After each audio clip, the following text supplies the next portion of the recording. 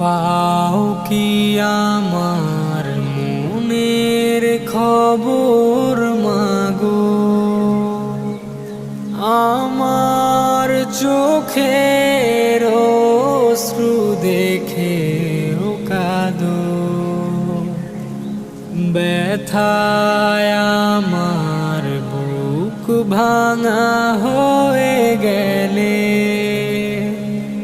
তারার দেশে আমিও যাব চলে। চাই না যেতে একলা হয়ে নীরব কবর গায়ে, সাদা কাফনে মোড়ালে কেন